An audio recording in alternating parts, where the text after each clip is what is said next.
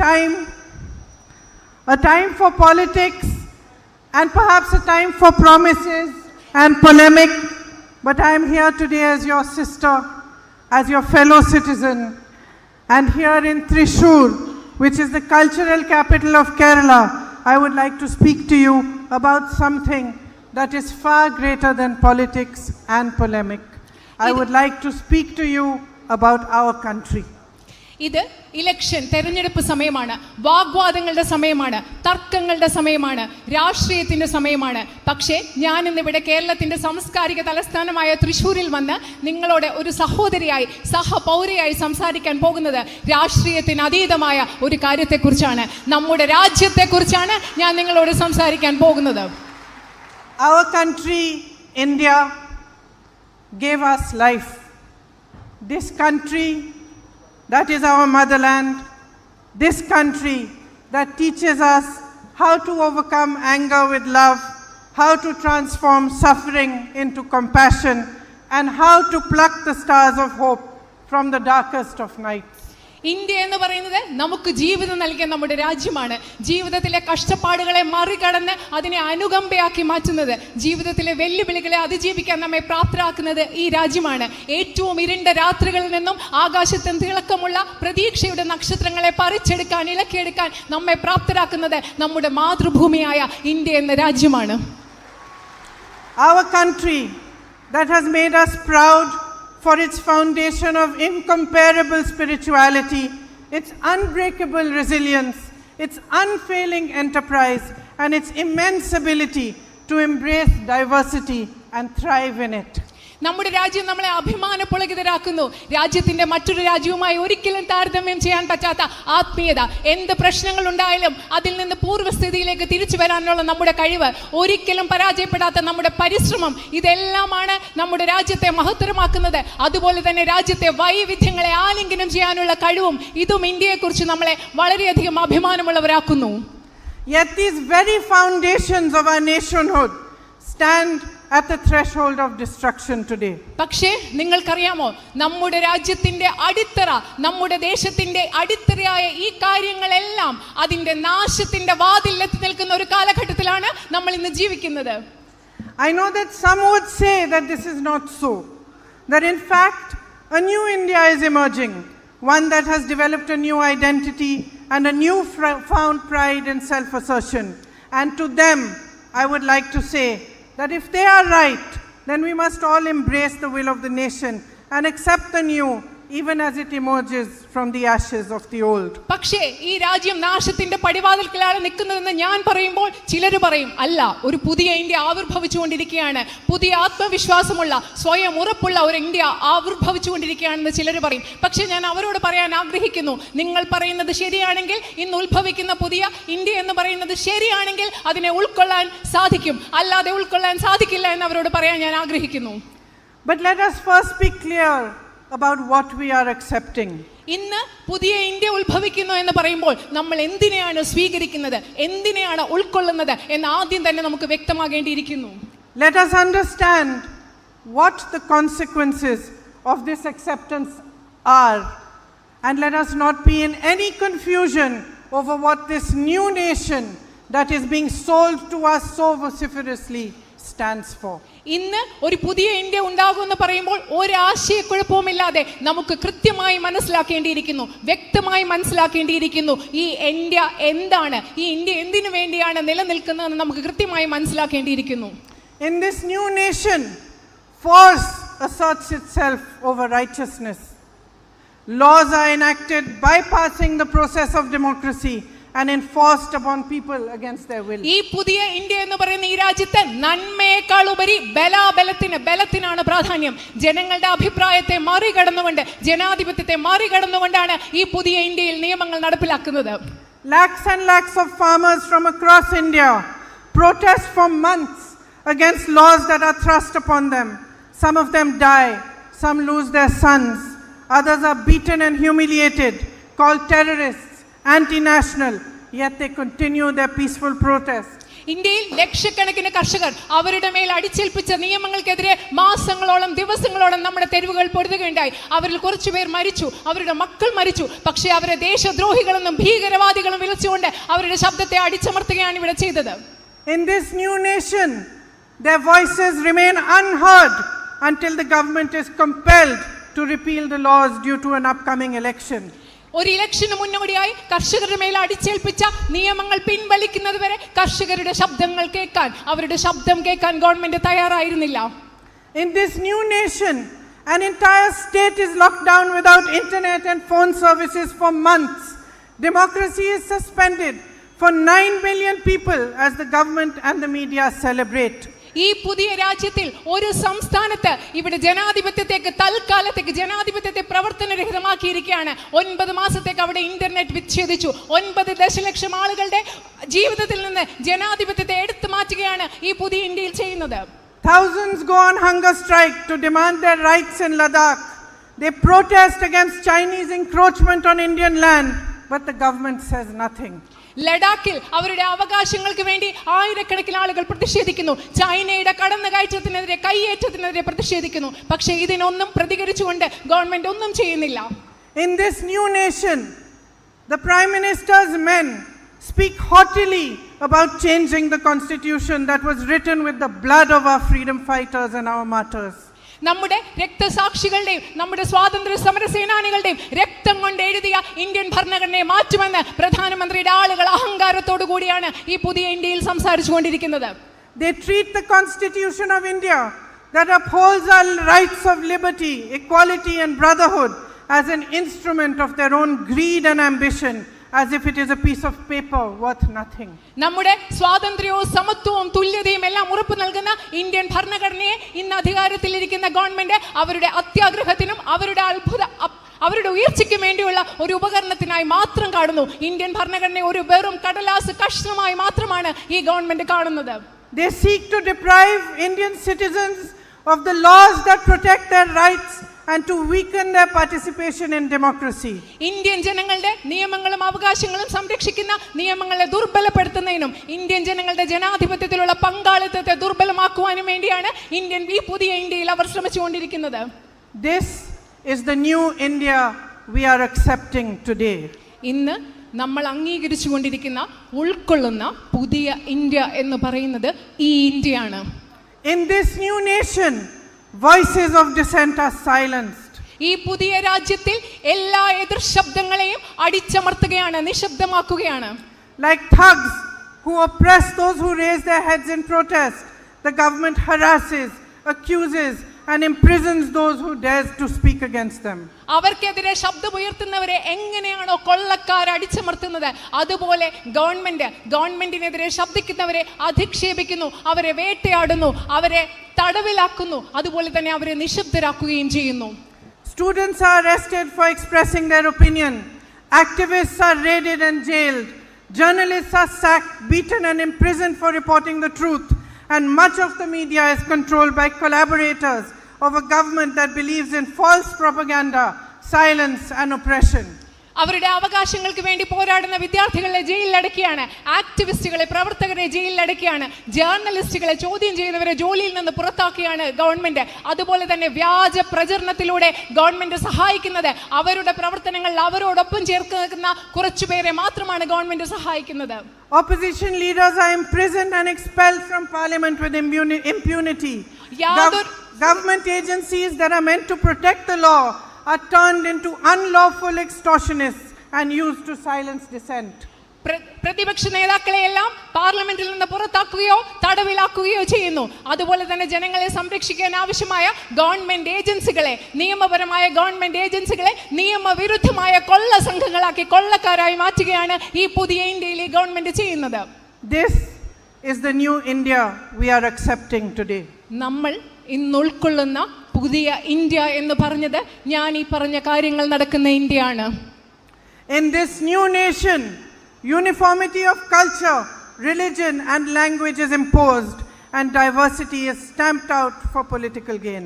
ഈ പുതിയ രാജ്യത്ത് ഏകരൂപത്തിലുള്ള ഭാഷയുടെയും സംസ്കാരത്തിന്റെയും മതങ്ങളുടെയും എല്ലാം ഏകരൂപം നമ്മളിൽ അടിച്ചേൽപ്പിക്കുകയും അതുപോലെ തന്നെ ഈ രാജ്യത്തിന്റെ വൈവിധ്യത്തെ തുടച്ചു നീക്കുകയും ചെയ്യുകയാണ്.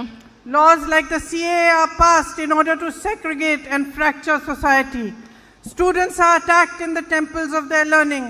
Warring tribes massacre each other in the northeast while the government turns away simply because it brings political benefit to do so. സമൂഹത്തിൽ വിഭജനം ഉണ്ടാക്കുന്നതിനും വെള്ളൽ ഉണ്ടാക്കുന്നതിനും വേണ്ടി പൗരത്വ നിയമ ഭേദഗതി പോലെയുള്ള നിയമങ്ങൾ നടപ്പിലാക്കുകയാണ്. നോർത്ത് ഈസ്റ്റിൽ കുട്ടികളെ, വിദ്യാർത്ഥികളെ അവർ പഠിക്കുന്ന സ്ഥലത്ത് അറസ്റ്റ് ചെയ്യുകയും ജയിലിലാക്കുകയും ചെയ്യുകയാണ്. ഗോത്ര വിഭാഗങ്ങൾ തമ്മിൽ നമ്മുടെ വടക്ക് കിഴക്കൻ സംസ്ഥാനങ്ങൾ പ്രശ്നമുണ്ടാകുമ്പോൾ അവരുടെ രാഷ്ട്രീയ ലാഭത്തിന് വേണ്ടി ഗവൺമെന്റ് ഒന്നും മിണ്ടാതെ ഇരിക്കുകയാണ്. In this new nation, our history is rewritten. We are told what to wear, which language to speak, which gods to revere, and whole sections of society are singled out as traitors. This is the new India we are accepting today. ഈ പുതിയ ഇന്ത്യയിൽ നമ്മുടെ ചരിത്രം അവർ തിരുത്തി എഴുതുകയാണ്. നമ്മളോട് എന്ത് വസ്ത്രം ധരിക്കണമെന്ന് പറയുകയാണ്, ഏത് ദൈവത്തെ ആരാധിക്കണമെന്ന് പറയുകയാണ്. നമ്മുടെ രാജ്യത്തെ മുഴുവൻ അവർ മാറ്റിമറിച്ചുകൊണ്ടിരിക്കുകയാണ്. My sisters, in this new nation, those in power tell women what to wear. They propagate laws that demand women's movements to be registered with the police, and they claim the right to decide whom women can love and whom they can marry. ഈ പുതിയ ഇന്ത്യയിൽ സ്ത്രീകളോട് ഇവിടുത്തെ government ആണ് പറയുന്നത് എന്ത് ധരിക്കണം. Women's movement, സ്ത്രീകളുടെ പ്രക്ഷോഭങ്ങൾ നടക്കുമ്പോൾ അത് ഗവൺമെന്റിനോട് രജിസ്റ്റർ ചെയ്യണം എന്ന് പറയുന്നു. ആരെ പ്രണയിക്കണം, ആരെ കല്യാണം കഴിക്കണം എന്നെല്ലാം ഈ പുതിയ ഇന്ത്യയിൽ അവരാണ് നമ്മളോട് പറഞ്ഞുകൊണ്ടിരിക്കുന്നത്. The government protects rapists and defends the oppressors and abusers of women. They vilify victims of heinous crimes, using the entire strength of their administrations to question the characters of victims of abuse. സ്ത്രീകളെ അധിക്ഷേപിക്കുന്നവരെ, സ്ത്രീകളെ ബലാത്കാരം ചെയ്യുന്നവരെ government യാതൊരു പ്രശ്നവുമില്ലാതെ സംരക്ഷിക്കുകയാണ്. അതുപോലെ ആരോപണങ്ങൾ നേരിടുന്ന സ്ത്രീകളെ അവരുടെ എല്ലാ സംവിധാനങ്ങളും, ഗവൺമെന്റിന്റെ സംവിധാനങ്ങളും ഉപയോഗിച്ച് ഒരു ലജ്ജയുമില്ലാതെ സംരക്ഷിച്ചുകൊണ്ടിരിക്കുകയാണ്. Our Olympic medalists protest for days on the streets, begging to be heard, while their abuser is defended by the Prime Minister and his government. നമ്മുടെ ഒളിമ്പിക് മെഡൽ ജേതാക്കളായ വനിതകൾ നിരത്തിൽ ദിവസങ്ങൾ ലൈംഗിക ആക്രമണം നേരിട്ടവർ അവർ പ്രതിഷേധിച്ചു. പക്ഷേ പ്രധാനമന്ത്രി അത് കേൾക്കാതെ അവരെ ആക്ഷേപിച്ചവരെ സംരക്ഷിക്കുകയാണ്, അവരോട് അതിക്രമം കാട്ടിയവരെ സംരക്ഷിക്കുകയാണ് ഇന്ത്യൻ പ്രധാനമന്ത്രി ചെയ്തത്. Women are molested and paraded naked before the entire nation in Manipur, and the government does nothing. ഇന്ത്യയിലെ സ്ത്രീകൾ മണിപ്പൂരിൽ അധിക്ഷേപിക്കപ്പെട്ട് ആക്രമിക്കപ്പെട്ട് നഗ്നരായി ഈ രാജ്യത്തിന്റെ മുമ്പിൽ അവരെ പരേഡ് ചെയ്യുമ്പോൾ ഈ ഗവൺമെന്റ് ഒന്നും അവർക്ക് വേണ്ടി ചെയ്തില്ല. Instead, our Prime Minister tells us that he is fighting for the rights of women, and we are told to believe him. അതിനു പകരം അവർക്ക് വേണ്ടി ഒന്നും ചെയ്യാതെ ഇന്ത്യൻ പ്രധാനമന്ത്രി നമ്മളോട് പറയുകയാണ് അദ്ദേഹം ഈ രാജ്യത്തെ സ്ത്രീകളുടെ അവകാശങ്ങൾക്ക് വേണ്ടി പ്രവർത്തിക്കുകയാണ്, അത് നമ്മൾ വിശ്വസിക്കണമെന്നും അദ്ദേഹം നമ്മളോട് പറയുകയാണ്. This is the new India we are accepting today. ഇന്ന് നമ്മൾ എല്ലാവരും അംഗീകരിച്ചുകൊണ്ടിരിക്കുന്ന, സ്വീകരിച്ചുകൊണ്ടിരിക്കുന്ന പുതിയ ഇന്ത്യ എന്ന് പറയുന്നത് ഞാൻ പറഞ്ഞ ഈ ഇന്ത്യയാണ്. In this new nation, policies are made for the benefit of the Prime Minister's monopolist friends, as the masses are pushed into unemployment and poverty. ഈ രാജ്യത്തെ ഏറ്റവും അധികം വരുന്ന സാധാരണക്കാർ തൊഴിലില്ലായ്മയിലേക്കും ദാരിദ്ര്യത്തിലേക്കും തള്ളിയെറിയപ്പെട്ടുകൊണ്ടിരിക്കുമ്പോൾ ഈ രാജ്യത്തിലെ നയങ്ങൾ രൂപീകരിക്കപ്പെടുന്നത് പ്രൈം മിനിസ്റ്ററിന്റെ, പ്രധാനമന്ത്രിയുടെ കുത്തക മുതലാളിമാരായ ഏതാനും ചില സുഹൃത്തുക്കൾക്ക് വേണ്ടി മാത്രമാണ്. Public assets that belong to the people of India, assets that were built by the sweat and toil of our people, are handed to the Prime Minister's billionaire friends, one after the other, with impunity. ഈ രാജ്യത്തെ ജനങ്ങളുടെ പൊതു ആസ്തികൾ, ഇന്ത്യയിലെ ആസ്തികൾ, ഈ രാജ്യത്തെ ജനങ്ങളുടെ വിയർപ്പും രക്തവും കൊണ്ടുണ്ടാക്കിയെടുത്ത ആസ്തികൾ പ്രധാനമന്ത്രിയുടെ കോടീശ്വരരായ സുഹൃത്തുക്കളുടെ കയ്യിലേക്ക് അവർ കൈമാറ്റം ചെയ്തുകൊണ്ടിരിക്കുകയാണ്. Airports, ports, highways, vast tracts of public land, and whole sectors of industry like cement, power, and coal are virtually controlled by just a handful of businessmen close to the Prime Minister. ഈ രാജ്യത്തെ തുറമുഖങ്ങൾ, വിമാനത്താവളങ്ങൾ, highway, അതുപോലെ ഒരുപാട് ഭൂമികൾ, ഈ രാജ്യത്തെ പല വ്യവസായങ്ങളും എല്ലാം ശരിക്കും പറഞ്ഞാൽ പ്രധാനമന്ത്രിയോട് അടുപ്പമുള്ളവരുടെ ഒരാളുടെ നിയന്ത്രണത്തിലാണ് ഈ രാജ്യത്ത് മുൻപോട്ട് പോയിക്കൊണ്ടിരിക്കുന്നത്. loans worth 16 lakh crore rupees are waived for these businessmen, while farmers, unable to afford their basic needs, commit suicide for a few thousand rupees they don't have the means to repay. കയ്യില് കുറച്ച് 1000 രൂപ എടുക്കാൻ ആവശ്യമില്ലാതെ കഴിയില്ലാതെ പൈസ ഇല്ലാതെ ഈ രാജ്യത്തെ കർഷകർ ജീവൻ ഒടുക്കുമ്പോൾ, ആത്മഹത്യ ചെയ്യുമ്പോൾ 16 ലക്ഷം കോടി രൂപ വരുന്ന പ്രധാനമന്ത്രിയുടെ ബിസിനസ് സുഹൃത്തുക്കളുടെ ലോണുകളാണ് ഈ രാജ്യത്തെ എഴുതി തള്ളിയത്. In this new nation, prices of basic commodities, petrol, diesel, gas cylinders, food, anything the ordinary citizen needs to manage his life, touch the sky, crushing his livelihood and reducing him to penury. സാധാരണ മനുഷ്യർക്ക് ആവശ്യമുള്ള എല്ലാത്തിന്റെയും, ആഹാരത്തിന്റെയും, ഇന്ധനത്തിന്റെയും, gas സിലിണ്ടറിന്റെയും എല്ലാം വില ആകാശം മുട്ട ഉയരുമ്പോൾ ഈ രാജ്യത്തെ സാധാരണ ജനങ്ങൾക്ക് ജീവിക്കാനുള്ള അവകാശം പോലുമില്ലാതെ സാധാരണ ജനങ്ങളുടെ ജീവിതത്തെ ബുദ്ധിമുട്ടിച്ചുകൊണ്ടാണ് ഈ രാജ്യം കടന്നു പോകുന്നത്. The common man struggles to support his family as unemployment rates are the highest in 45 years. നമ്മുടെ രാജ്യത്ത് 45 വർഷത്തെ ഏറ്റവും വലിയ തൊഴിലില്ലായ്മ നിരക്കുള്ള സാഹചര്യത്തിൽ സാധാരണ മനുഷ്യർ അവരുടെ കുടുംബവും ജീവിതവുമായി മുൻപോട്ട് പോകാൻ ഇവിടെ ബുദ്ധിമുട്ടുകയാണ്. Our growth rate falls from 7.5% to 5.9%. നമ്മുടെ സാമ്പത്തിക വളർച്ചാ നിരക്ക് 7.5% നിന്നും 5.9% താഴ്ന്നുകൊണ്ടിരിക്കുകയാണ്. Our national debt rises from 55 lakh crores to 205 lakh crores. നമ്മുടെ ദേശീയ കടം എന്ന് പറയുന്നത് 55 ലക്ഷം കോടി രൂപയിൽ നിന്നും 205 കോടി രൂപയിലേക്ക് ഉയർന്നുകൊണ്ടിരിക്കുകയാണ്. Our household savings drop drastically. നമ്മുടെ കുടുംബങ്ങളുടെ വീട്ടിലെ സമ്പാദ്യങ്ങൾ വളരെ അധികം താഴേക്ക് പോയിട്ടുണ്ട്. Yet we are fed false figures and we are told to celebrate our booming economy. ഈ സാഹചര്യം നടന്നുകൊണ്ടിരിക്കുമ്പോൾ നമ്മൾക്ക് സത്യമല്ലാത്ത കണക്കുകൾ തന്നിട്ട് നമ്മളോട് പറയുകയാണ്, നിങ്ങൾ ആഘോഷിച്ചോളൂ, ഈ രാജ്യത്തെ സമ്പദ് വ്യവസ്ഥ വളർന്നുകൊണ്ടിരിക്കുകയാണ്. In this new nation, when a pandemic strikes us, millions of migrant labor are thrown out of our cities on a day's notice. They are left to walk hundreds of kilometers towards their villages, risking death and disease with no support whatsoever. ഈ രാജ്യത്തൊരു വലിയ പകർച്ചവ്യാധി ഉണ്ടായപ്പോൾ നമ്മുടെ ദശലക്ഷക്കണക്കിന് അതിഥി തൊഴിലാളികളെ അവരെ ഈ രാജ്യത്ത് ഒരു സംരക്ഷണവും ഗവൺമെന്റിന്റെ ഒരു പിന്തുണയും കൊടുക്കാതെ അവർ തൊഴിൽ ചെയ്തിരുന്ന സിറ്റികളിൽ നിന്ന് നഗരങ്ങളിലേക്ക് അവർ നടക്കുകയായിരുന്നു. പലപ്പോഴും അവർ മരണത്തെ അതിജീവിച്ചുകൊണ്ട്, രോഗത്തെ അതിജീവിച്ചുകൊണ്ടാണ് നമ്മുടെ നാട്ടിലെ ദശലക്ഷക്കണക്കിന് കുടിയേറ്റ തൊഴിലാളികൾ ആ പകർച്ചവ്യാധി കാലത്ത് മുൻപോട്ട് പോയത്. The whole nation watches scenes that they will never forget. A woman dying of fatigue before her children's eyes, leaving them orphaned on a railway platform in Bihar. A young girl cycling for hundreds of kilometers, carrying her father on the back of the cycle. A man hoisting his parents on his back, walking barefoot in the heat towards his village. ആ കോവിഡിന്റെ കാലത്ത്, പകർച്ചവ്യാധിയുടെ കാലത്ത് ബീഹാറിലെ ഒരു railway സ്റ്റേഷനിലെ പ്ലാറ്റ്ഫോമിൽ തന്റെ മക്കളെ അനാഥരാക്കിക്കൊണ്ട് ക്ഷീണം കൊണ്ട് തകർന്നു വീണ് മരിച്ച ഒരു അമ്മയെ, തന്റെ പിതാവിന്റെ ശവം സൈക്കിളിന്റെ പുറകിൽ വെച്ചുകൊണ്ടുപോയ, മൃതശരീരം സൈക്കിളിന്റെ പിന്നിൽ വെച്ചുകൊണ്ടുപോയ ഒരു മനുഷ്യനെ, തന്റെ മാതാപിതാക്കളെ മുതുകിലേറ്റിക്കൊണ്ട് നടന്നുപോയ ഒരു ആൺകുട്ടിയെ, ഈ കാഴ്ചകളൊന്നും നമ്മുടെ നാട്ടിലെ ജനങ്ങൾക്ക് നമുക്ക് ഒരിക്കലും മറക്കാൻ സാധിക്കില്ല. The whole world watches dumbfounded as the Prime Minister and his government do nothing. This is the new India we are accepting today. Prime മിനിസ്റ്ററും അദ്ദേഹത്തിന്റെ പ്രധാനമന്ത്രിയും അദ്ദേഹത്തിന്റെ ഗവൺമെന്റും ഈ സാഹചര്യത്തിൽ ഒന്നും ചെയ്യാതിരുന്നപ്പോൾ നമ്മുടെ ലോകം മുഴുവൻ നിശബ്ദരായി നോക്കി നിന്നു. നമ്മൾ മുഴുവൻ നിശബ്ദരായി നോക്കി നിന്നു. ആ പുതിയ ഇന്ത്യയിലാണ് നമ്മൾ ഇന്ന് ജീവിക്കുന്നത്. In this new nation, corruption is institutionalized. ഈ പുതിയ രാജ്യത്ത് അഴിമതി എന്ന് പറയുന്നത് സ്ഥാപനവൽക്കരിച്ചിരിക്കുകയാണ്. The government passes an ordinance enabling electoral bonds so that political donations can be accepted anonymously from companies.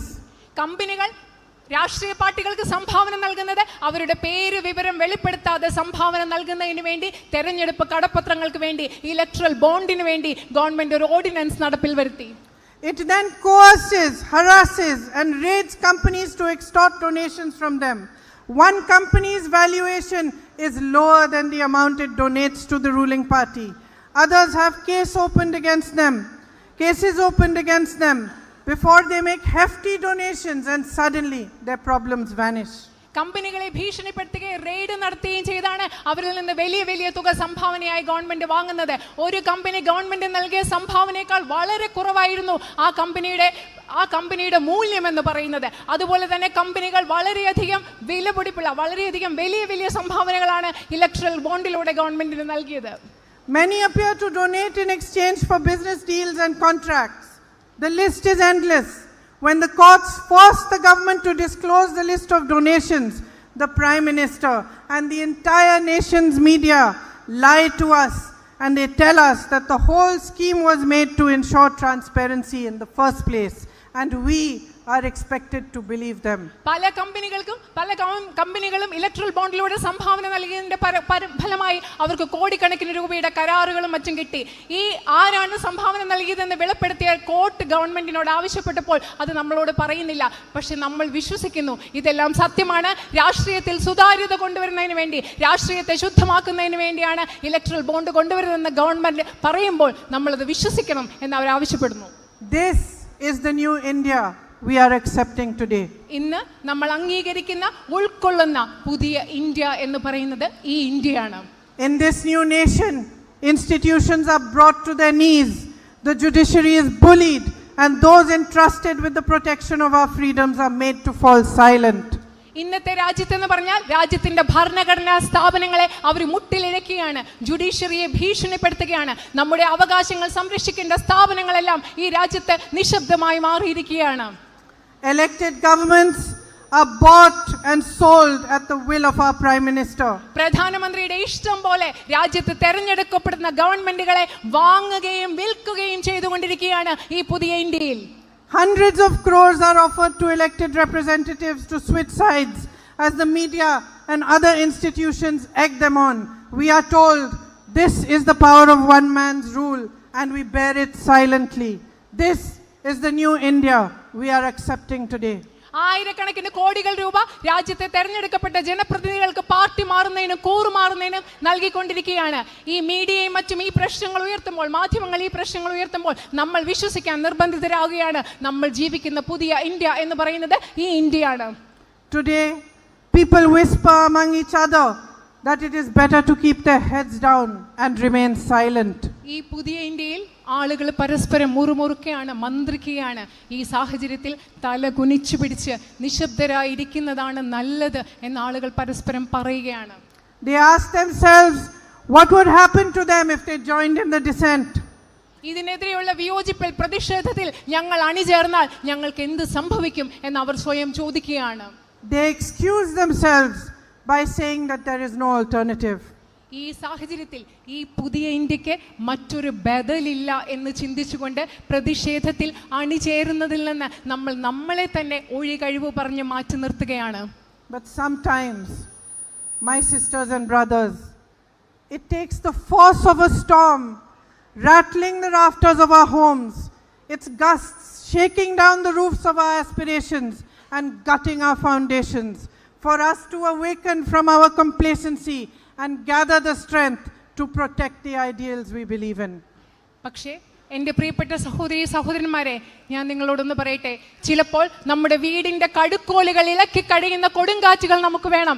നമ്മുടെ ഇളക്കി മറിക്കുന്ന നമ്മുടെ വീടിനെ, നമ്മുടെ പ്രതീക്ഷകളെ, നമ്മുടെ അഭിലാഷങ്ങളെ ഇളക്കി മറിക്കുന്ന ചില കൊടുങ്കാറ്റുകളും കാറ്റുകളും നമ്മുടെ അടിത്തറ ഇളക്കുന്ന ചില സാഹചര്യങ്ങളും വേണം. എല്ലാം ശരിയാണ്, ഇപ്പോഴത്തെ അവസ്ഥ ശരിയാണ് എന്ന് ചിന്തിക്കുന്ന മനോഭാവത്തിൽ നിന്ന് നമ്മളെ പുറത്തു കൊണ്ടുവന്ന് നമുക്ക് ശക്തി നൽകുന്നതിന് ചില കൊടുങ്കാറ്റുകൾ അനിവാര്യമാണ്.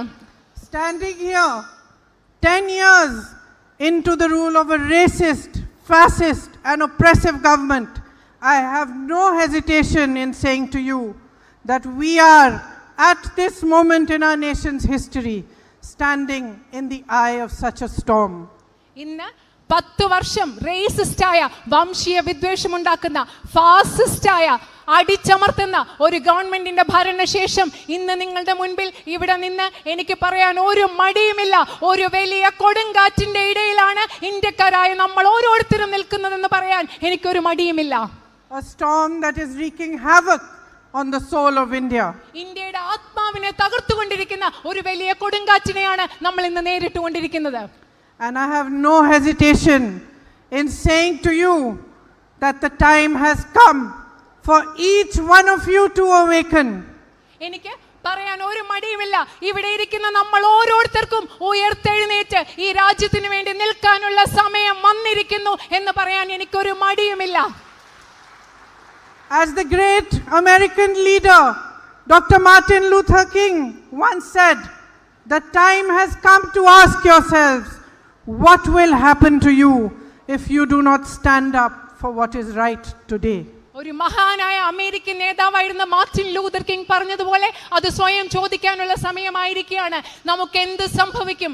ശരിക്ക് വേണ്ടി ശരിയോടൊപ്പം നിൽക്കാൻ നമുക്ക് ഇന്ന് സാധിച്ചില്ലെങ്കിൽ നമുക്ക് എന്ത് സംഭവിക്കും എന്ന ചോദ്യം സ്വയം ചോദിക്കാനുള്ള സമയം ഇന്നായിരിക്കുകയാണ്.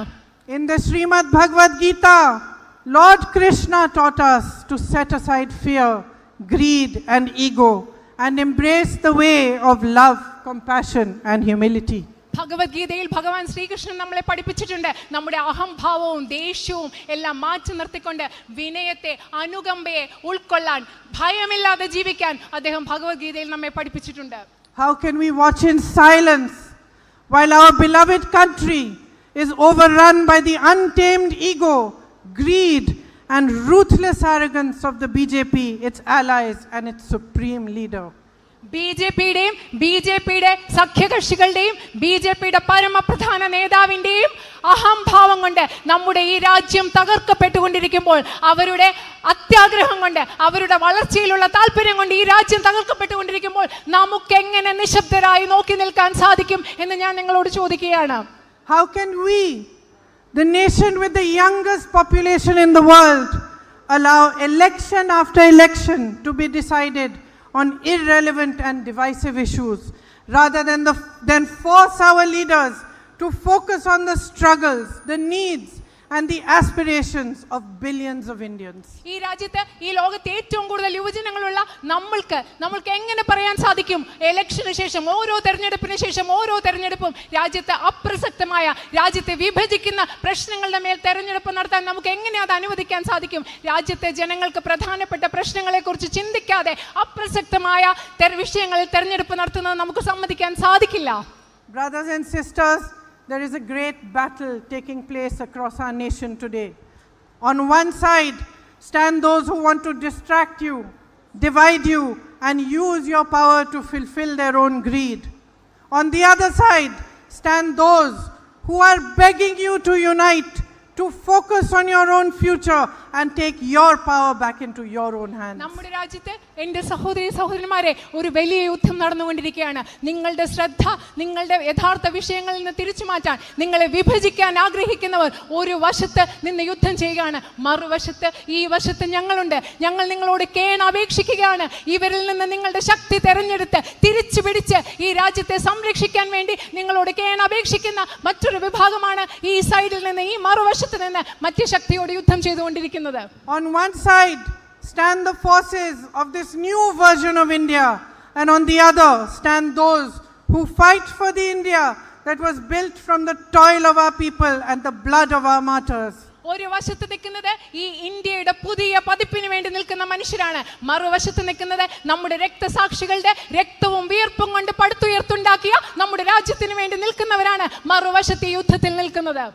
In this land of Mahatma Gandhi and Sri Narayan Guruji, this land of the great people of Kerala that celebrate Vishu and Onam and Eid and Easter, this land of harmony and plurality, of equality and education, I implore you to recognize that this election is no mere election. ഈ രാജ്യത്ത് മഹാത്മാഗാന്ധിയുടെയും ശ്രീനാരായണ ഗുരുവിന്റെ രാജ്യത്ത് വിഷുവും ഈസ്റ്ററും റംസാനും ഓണവും ഈദും എല്ലാം ആഘോഷിക്കുന്ന ഈ രാജ്യത്ത്, വൈവിധ്യങ്ങളുടെ രാജ്യത്ത്, ഈ സാഹോദര്യങ്ങളുടെ രാജ്യത്ത് ഞാൻ നിങ്ങളോട് അപേക്ഷിക്കുകയാണ്, ഞാൻ നിങ്ങളോട് പറയുകയാണ്, നിങ്ങളെ ഓർമ്മപ്പെടുത്തുകയാണ്. ഈ തെരഞ്ഞെടുപ്പ് എന്ന് പറയുന്നത് വെറും ഒരു തെരഞ്ഞെടുപ്പ് മാത്രമല്ല. It is a fight for the soul of this great nation. ഈ രാജ്യത്തിന്റെ ആത്മാവിനെ വീണ്ടെടുക്കാനുള്ള ഒരു വലിയ പോരാട്ടമാണ്, ഇന്ത്യയുടെ ആത്മാവിനെ വീണ്ടെടുക്കാനുള്ള ഒരു വലിയ പോരാട്ടമാണ് ഈ തെരഞ്ഞെടുപ്പ്. It is a fight for a democratic India that stood valiantly against tyranny and inequality. It is a fight for the freedom we once took for granted. It is a fight for hope It is a fight for all that is right. ദുർഭരണത്തിനെതിരെ, സാമ്രാജ്യത്തിനെതിരെ, അസമത്വത്തിനെതിരെ പോരാടിയ ഒരു ഇന്ത്യക്ക് വേണ്ടിയുള്ള ഒരു ഫൈറ്റാണ്. നമ്മുടെ സ്വാതന്ത്ര്യത്തിന് വേണ്ടിയുള്ള ഒരു പോരാട്ടമാണ്. നമ്മൾ ഒരിക്കൽ വളരെ പ്രാധാന്യം നൽകിയിട്ടില്ലാഞ്ഞ ഒരു സ്വാതന്ത്ര്യത്തിന് വേണ്ടിയുള്ള നമ്മുടെ പോരാട്ടമാണ്. നമ്മുടെ പ്രതീക്ഷകൾക്ക് വേണ്ടിയുള്ള പോരാട്ടമാണ് ഈ തെരഞ്ഞെടുപ്പ്. India does not need hatred and anger. It needs unity to survive. It needs love to hold its diverse cultures together. It needs real progress permeating down to each citizen to fulfill the dreams of its millions of young men and women. It needs dissent and justice and equality, and it needs a billion voices to speak their own truths with freedom and fearlessness in order to stand among the great nations of the world and give its children the future they deserve. ഇന്ത്യക്ക് വേണ്ടത് വെറുപ്പും വിദ്വേഷവുമല്ല. ഇന്ത്യക്ക് വേണ്ടത് സ്നേഹമാണ്, മനുഷ്യരെ ഒരുമിപ്പിക്കുന്ന സ്നേഹമാണ്. ഇന്ത്യക്ക് വേണ്ടത് ഐക്യമാണ്. ഇന്ത്യക്ക് വേണ്ടത് ഇവിടുത്തെ ജനങ്ങളുടെ ആയിരക്കണക്കിന് ദശലക്ഷക്കണക്കിന് മനുഷ്യരുടെ ശബ്ദമാണ്, കോടിക്കണക്കിന് മനുഷ്യരുടെ ശബ്ദമാണ്. ഈ രാജ്യത്തിന് മുൻപോട്ട് പോകാൻ, ഇവിടുത്തെ എല്ലാ ജനങ്ങൾക്കും മുൻപോട്ട് പോകാൻ, ഒരുമിച്ച് നിൽക്കാൻ ഇന്ത്യക്ക് വേണ്ടത് ഇതൊക്കെയാണ്, മറിച്ച് വെറുപ്പും വിദ്വേഷവുമല്ല. So my sisters and brothers, as I stand before you today on our motherland, this land that all of us love so dearly, I want to remind you that you have an onerous responsibility towards your country today.